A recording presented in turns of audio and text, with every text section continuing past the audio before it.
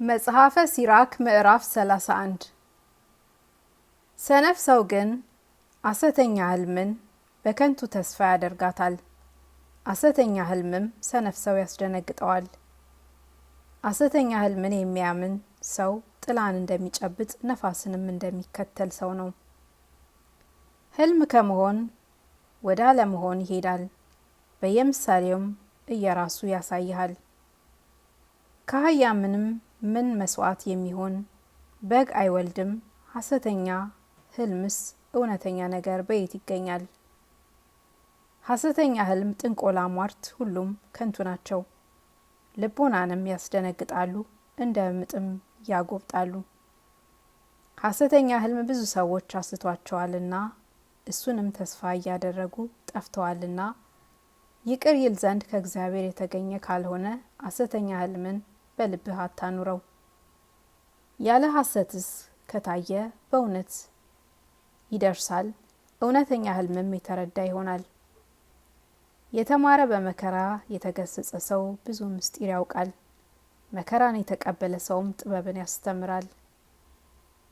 በትምህርት ያልተነካ ሰው ግን የሚያውቀው ነገር የለም፣ ብዙ መከራ የተቀበለ ሰው ብዙ ትምህርት ይማራል።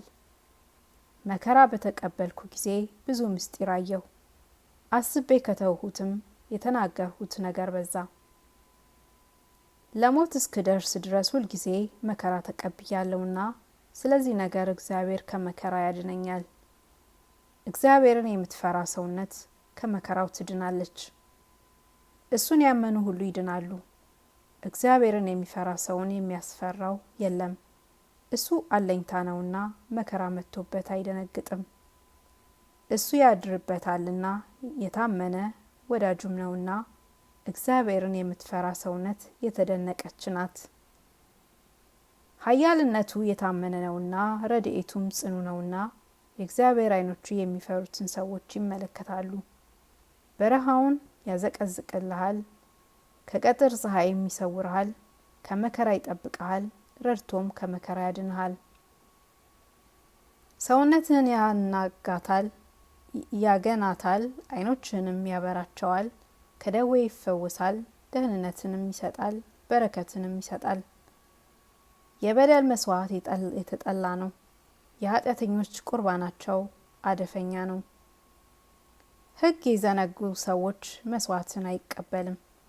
በመባህ ብዛት ኃጢአትን የምታስተሰርይ አይደለም።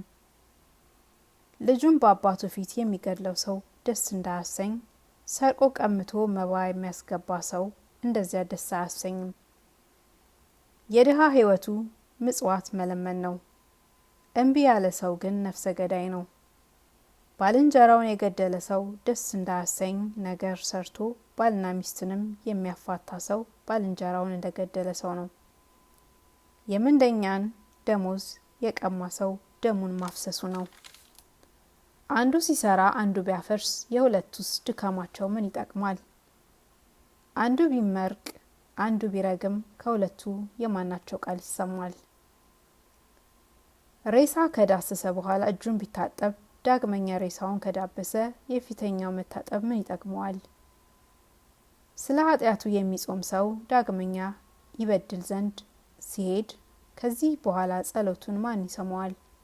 ሰውነቱንስ ማሳዘን ምን ይጠቅመዋል?